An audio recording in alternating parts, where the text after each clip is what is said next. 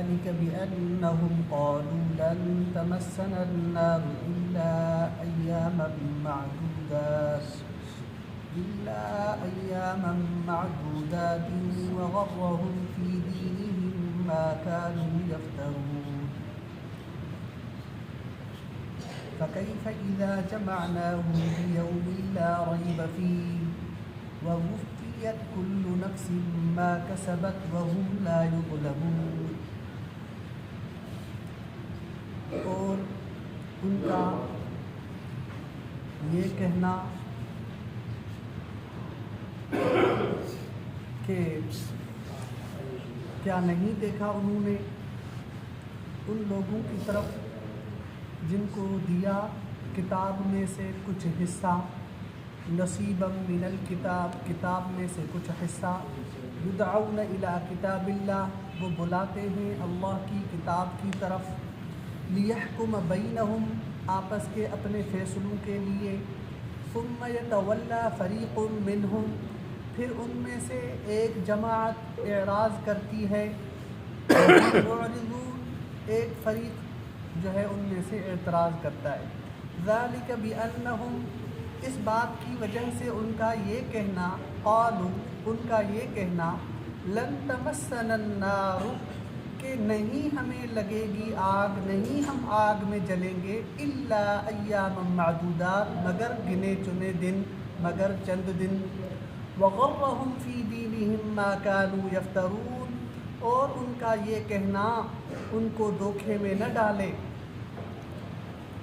اور اپنے دین کی وجہ سے ان کا یہ کہنا ان کو دھوکے میں نہ ڈالے، ما كانوا یفترون، فکیف اذا جمعناہم لیوم لا ریب فیہ، پھر عن قریب جس دن ہم ان کو جمع کریں گے، لیوم لا ریب فیہ، اس دن جس دن میں کوئی شک نہیں، جس دن کے جمع ہونے میں کوئی شک نہیں، ووفیت کل نفس ما کسبت وہم لا یظلمون، پھر ان میں سے ہر جاندار ہر چیز سامنے لائی جائے گی، جو کچھ بھی اعمال کیا اچھا برا، وہم لا یظلمون، اور ان پہ ظلم نہیں کیا جائے گا۔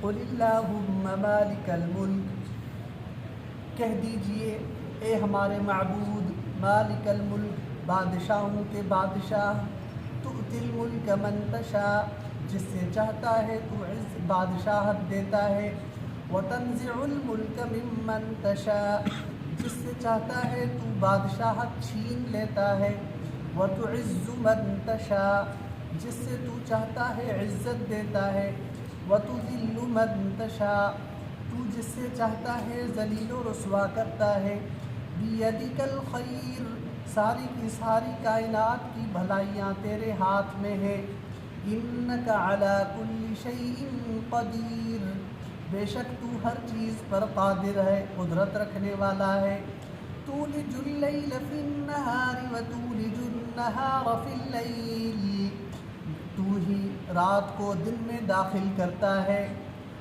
اور دن کو رات کے اندر داخل کرتا ہے، وتخرج الحی من المیت، اور تو زندہ کرتا ہے، تو پیدا کرتا ہے مردے میں سے زندہ کو، وتخرج المیت من الحی، اور تو نکالتا ہے زندہ میں سے مردے کو، وترزق من تشاء بغیر حساب، اور جس سے چاہتا ہے بغیر حساب کتاب کے رزق عطا فرماتا ہے۔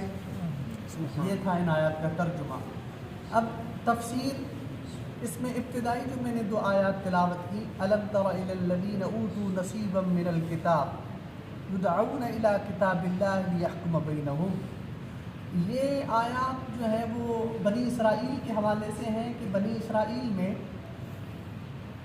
وہ چند اپنی کتابوں میں پہلی امتوں نے تحریف کر دی، اور باتیں انہوں نے لکھ دی، تحریف کر دی، اپنے مطلب کی باتوں کو وہ لیتے ہیں، جو اپنے مطلب کی نہیں ہیں ان کو چھوڑ دیتے ہیں، اللہ کے کتاب کی طرف، اللہ کے قرآن کی طرف، یا جو اصلی انجیل ہے، توریت ہے، زبور ہے، جو ان کی اس وقت کتابیں تھیں ان کے اوپر اصل کی طرف نہیں آتے، اور اصل بات کی وجہ سے انہوں نے تحریف شدہ کتابوں میں یہ دیکھا کہ بھئی کیا ہے، کر لیا تو کیا ہوا، چند دن تو جہنم کی آگ لگے گی، لن تمسنا النار الا ایاما معدودات، چند دن تو رہیں گے آگ میں۔ اور انہوں نے اپنی کتابوں میں لکھا ہے، جو انہوں نے خود تحریف کی ہے، لکھا ہے کہ 7 دن تو رہیں گے، اور قیامت کا ایک ایک دن 1000 سال کے برابر ہوگا۔ اللہ رب العزت نے قرآن پاک میں ارشاد فرمایا ہے قیامت کا ایک دن 1000 سال کے برابر، جیسے کہ خیر من 1000 شہر تنزل الملائکۃ والروح فیہا بإذن ربہم من کل امر سلام ہی حتی مطلع الفجر۔ تو یہ ان کافروں کا یہ کہنا کہ چند دن ہم آگ میں رہیں گے اور کچھ نہیں ہوگا، تو ہم کیا ہوا، چند باتوں پہ، اللہ کی چند احکامات پہ ہم نے عمل نہ کیا تو کیا ہوا۔ اللہ تعالیٰ ان کے بارے میں فرماتے ہیں کہ ان کو اس چیز نے دھوکے میں ڈالا ہے کہ وہ چند دن رہیں گے، یہ فیصلہ تو کون کرے گا؟ اللہ کرے گا۔ فَكَيْفَ إِذَا جَمَعْنَاهُمْ، پر عن قریب جب ہم ان کو جمع کریں گے، لِيَوْمٍ لَا رَيْبَ فِيهِ، اس دن جس دن میں کوئی شک نہیں، پھر اس دن سامنے لائی جائے گی ہر چیز، جو اعمال انہوں نے کیے سارے سامنے لائے جائیں گے۔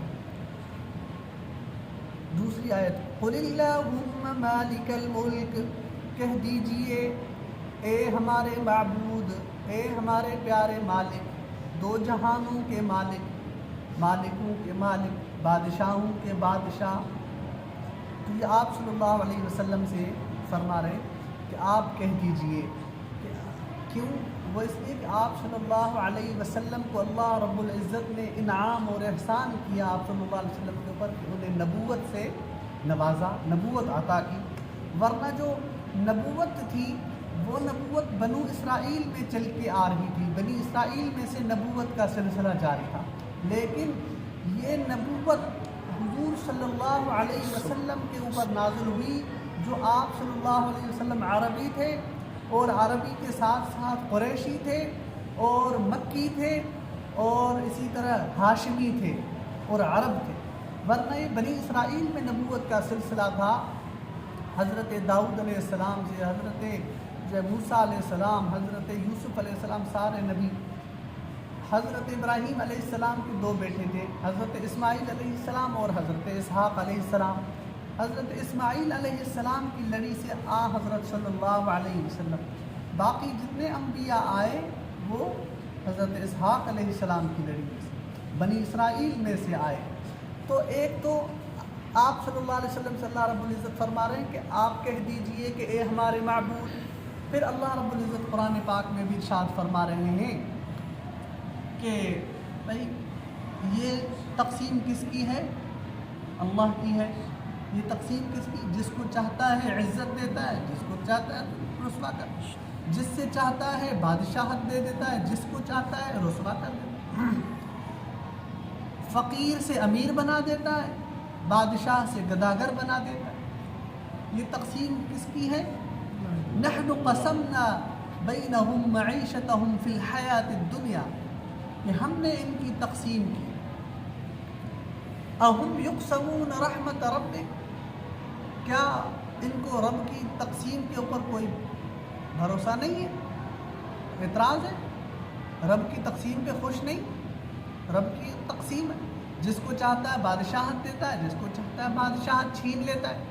تو اللہ رب العزت فرما رہے ہیں قُلِ اللَّهُمَّ مَالِكَ الْمُلْكِ تُؤْتِي الْمُلْكَ مَن تَشَاءُ وَتَنزِعُ الْمُلْكَ مِمَّن تَشَاءُ وَتُعِزُّ مَن تَشَاءُ وَتُذِلُّ مَن تَشَاءُ بِيَدِكَ الْخَيْرُ إِنَّكَ عَلَى كُلِّ شَيْءٍ قَدِيرٌ۔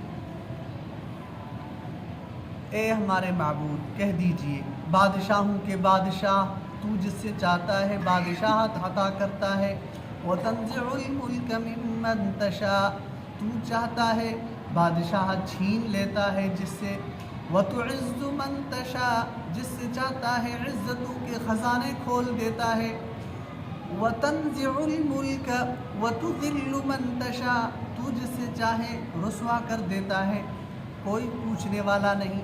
بِيَدِكَ الْخَيْرُ، ساری بھلائیاں تیرے ہاتھوں میں ہے۔ إِنَّكَ عَلَى كُلِّ شَيْءٍ قَدِيرٌ، بے شک تو ہر چیز پر قادر ہے۔